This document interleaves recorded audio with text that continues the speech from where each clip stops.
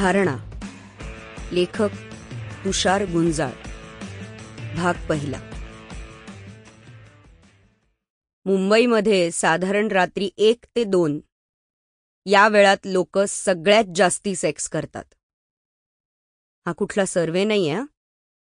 माझ्या कानांमुळे ॲक्युरेटली कळलंय हे मला. बाय द वे, सेक्सबद्दल तुमचं काय म्हणणं आहे? म्हणणं काय असणार? सेक्स सेक्स आहे, मिळेल तेवढं कमी आहे.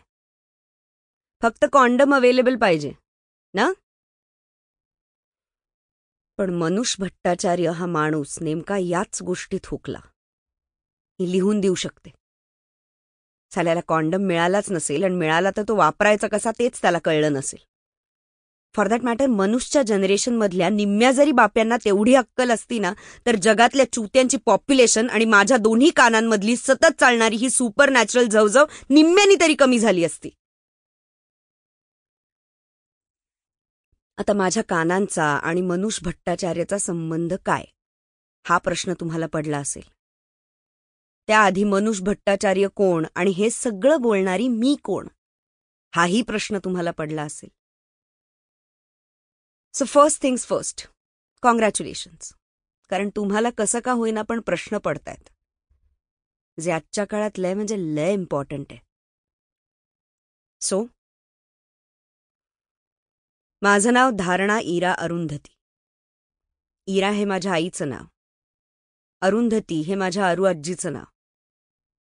आणि आता मी जी गोष्ट तुम्हाला सांगणार आहे ती कानात लिटरली प्राण वगैरे ओतून लक्षपूर्वक ऐका, कारण ती ऐकताना तुमच्या डोक्याचा बाजार उठणार आहे.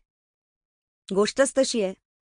मनुष भट्टाचार्यासारखी महामादरचोद आणि डोक्याचा बाजार उठवणारी, जी मला कळली तीच मुळात सेक्समुळे. त्याचं झालं काय की पुणे सोडून मी मुंबईत आले त्याला आता 6 वर्ष झाली होती. 2 वर्ष पोस्ट ग्रॅज्युएशन करून झालं तरी देखील मी माझं कुलाब्यातलं हॉस्टेल आणि त्या हॉस्टेलमधल्या 4थ्या मजल्यावरची कोपऱ्यातली 417 नंबरची सी फेसिंग रूम सोडली नव्हती.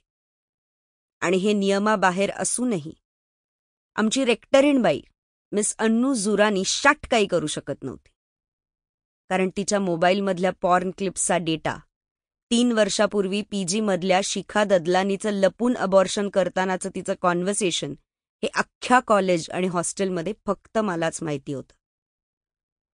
बाजूच्या बॉईज हॉस्टेलमध्ये 24 तासातल्या Sample complete. Ready to continue?